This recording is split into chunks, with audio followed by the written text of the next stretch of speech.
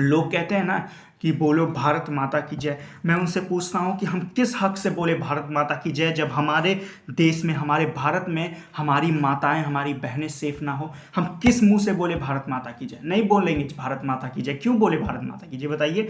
अगर दिल से कभी भारत माता की जय हम लोग के निकलेगा तब, जब हमारी माताएं, हमारी बहनें इस देश में, हमारे भारत में खुश रहेंगी, हमारे भारत में सुरक्षित रहेंगी। तो नमस्ते, प्रणाम, राम राम, अस्सलाम वालेकुम, सत श्री अकाल, what ever you feel connected with. देखिए, आज मैं बात करने आया हूँ फिर से श्रद्धा और आफताब की न्यूज़ के बारे में। जैसा कि आप लोग न्यूज़ देख ही रहे होंगे और अपडेट हो रहे होंगे इस न्यूज़ से कि अभी आफताब को पुलिस ने हिरासत में ले लिया है और आफताब से उसके बयान ले रही है। मतलब आफताब अपने बयान दे रहा है कि वो कैसे इस घिनौने कार्य को, इस खतरनाक कार्य को अंजाम दिया और कैसे एक पढ़ा लिखा आफताब कसाई बन गया।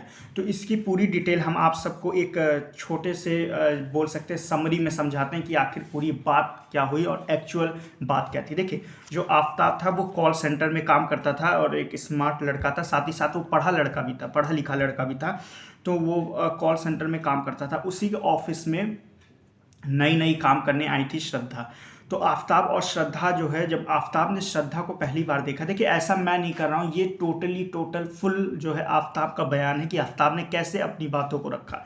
तो आफताब ने जो है श्रद्धा को फर्स्ट टाइम देखा तो तभी उसको श्रद्धा से अट्रैक्शन हो गया और उसे लगा क्यों ना मुझे श्रद्धा से बात करनी चाहिए। और धीरे धीरे, भाई कलीग हैं तो एक ही ऑफिस में है तो बात करना भी आसान हो गया। तो धीरे धीरे वो जो है एक दूसरे से बात करने लगे और बात करते करते नज़दीकियाँ कुछ ज़्यादा ही बढ़ने लगी।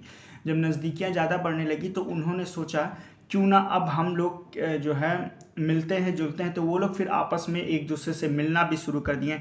जो श्रद्धा थी वो अपने दोस्त के साथ जो है एक रूम में रहती थी, आफताब अपने जो अकेले रूम में रहता था। तो फिर जब मिलना जुलना उनका होने लगा, धीरे धीरे उनके प्यार मोहब्बत बढ़ने लगे और जब उनका प्यार मोहब्बत चरम सीमा पे हो गया तब जो है श्रद्धा ने कहा क्यों ना आफताब हम तुम साथ में रहते। आफताब के बयान के हिसाब से कि श्रद्धा ने उसको मतलब कि इनवाइट किया, उसको मोटिवेट किया कि क्यों ना अब हम और तुम साथ रहते हैं। तो श्रद्धा और आफताब लिव इन रिलेशन में रहने लगे। उसके बाद श्रद्धा ने अपने घर वालों से झूठ बोला था कि मैं अपने दोस्तों के साथ रहती हूँ, लेकिन वो कहते हैं ना कि कितने दिन तक जो है झूठ छिप सकता है। तो ज़्यादा दिन तक झूठ छिप ना सका और उसके घर वालों को, उसके माँ बाप को पता चल गया कि श्रद्धा आफताब के साथ लिव इन रिलेशन में रहती है। और उनके माँ बाप को इतना नहीं पता था कि लिव इन क्या होता है, उनको तो सिर्फ ये मालूम चला कि मेरी बेटी किसी अजनबी लड़के के साथ, किसी गैर धार्मिक धर्म के लड़के के साथ जो है रहती है। तो किसी के भी माँ बाप को थोड़ा सा टेंशन होगा। तो उन माँ बाप ने जो है श्रद्धा से कहा कि इस लड़के से तुम दूर रहो, ये लड़का ठीक नहीं है, वगैरह वगैरह करके उसको समझाया। लेकिन श्रद्धा अपने माँ बाप की एक नहीं सुनी और श्रद्धा ने के पास एक टाइम पे ऐसा ऑप्शन आ गया था कि या तो वो आफताब को चुने या फिर अपने माँ बाप को चुने, और श्रद्धा ने आफताब को चुना। जी हाँ, आफताब के बयान के हिसाब से श्रद्धा अपने माँ बाप से फ़ोन पे घंटों झगड़े करती रही और लास्ट में अपने माँ बाप से यही कही कि मेरे माँ बाप मेरे लिए मर गए हैं, क्योंकि उन्होंने मेरी खुशी को नहीं समझा, उन्होंने मेरी बातों को नहीं समझा, उन्होंने ये नहीं समझा कि मैं आफताब के साथ खुश हूँ और बेहद खुश हूँ। तो आफताब को भी उसको प्यार और बढ़ गया, क्योंकि जो है आफताब को लगा कि कोई लड़की मेरे लिए अपने घर वालों को भी छोड़ सकती है। तो आफताब का भी मन था कि मैं श्रद्धा से शादी करूंगा, श्रद्धा का भी मन था मैं आफताब से शादी करूंगी। तो इनका रिलेशनशिप ऐसे ही चलता रहा, 4 साल तक इनका रिलेशनशिप चला। उसके बाद श्रद्धा अचानक फोर्स करने लगी कि चलो हम लोग क्यों ना शादी कर लें, और जो मेरे माँ बाप जो 3 साल से मुझसे खफा हैं, जो मेरे माँ बाप मुझे अभी भी गलत समझते हैं, तो मैं तुमसे शादी करके अपने माँ बाप को गलत प्रूफ कर दूंगी। तो 3 साल पहले आफताब का भी मन था कि वो श्रद्धा से शादी करे, लेकिन 3 साल बाद पता नहीं ऐसा क्या हुआ कि आफताब ने श्रद्धा से शादी करने से मना कर दिया।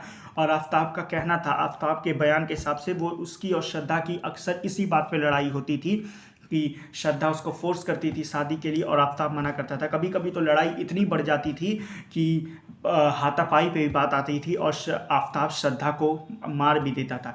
देखिए, आफताब के बयान के हिसाब से आफताब का कहना था कि अभी वो शादी के लिए राजी नहीं था, लेकिन साथ ही साथ वो श्रद्धा को छोड़ना भी नहीं चाहता था। श्रद्धा कभी कभी उससे गुस्सा होके वो बाहर जाना चाहती थी कि अब मुझे तुम्हारे साथ नहीं रहना है। तो आफताब के किसी तरह से भी करके श्रद्धा को मना लेता था कि तुम मुझसे दूर मत जाओ।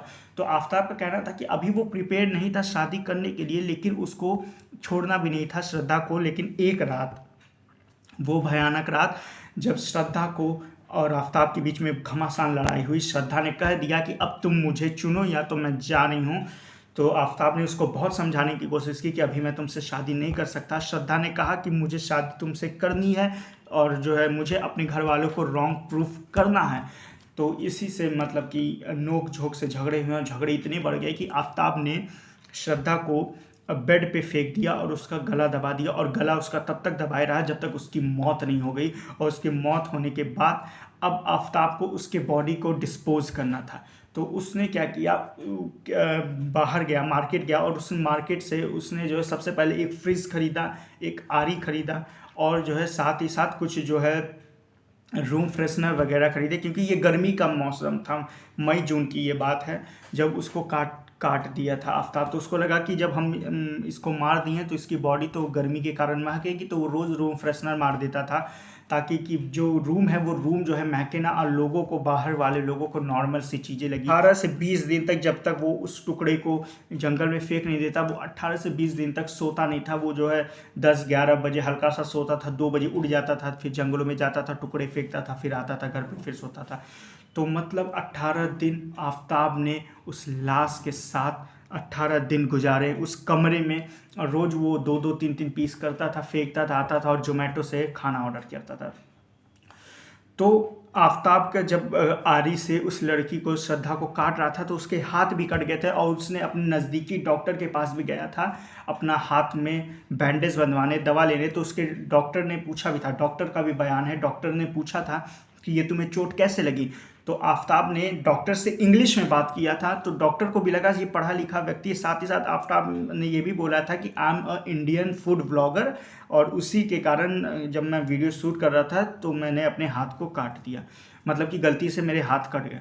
तो डॉक्टर को भी लगा हो सकता है इंडियन ये व्लॉगर होगा, क्योंकि बोल भी रहा था इंग्लिश में और पढ़ा लिखा भी लग रहा था, देखने में भी स्मार्ट लग रहा था। तो डॉक्टर को भी ये समझ नहीं आ पाया कि ये लड़का इतना मतलब कि देखने में ठीक ठाक, बोलने से जो है उसकी व्यक्तित्व तो नहीं झलक रही थी कि ये लड़का ऐसे काम को अंजाम दे के आ रहा है, ये लड़का किसी लड़की के 35 टुकड़े करके आ रहा है। ये डॉक्टर को भी समझ नहीं आया। डॉक्टर ने भी उसको मेडिसिन दिया, पट्टी बैंडेज बांधा, और उसके बाद उसको वहाँ से जाने को कह दिया। तो ये एक आफताब की कहानी है कि कैसे वो पढ़े लिखे लड़के से एक कसाई बन गया और एक श्रद्धा जैसी मासूम सी लड़की के 35 टुकड़े कर दिया।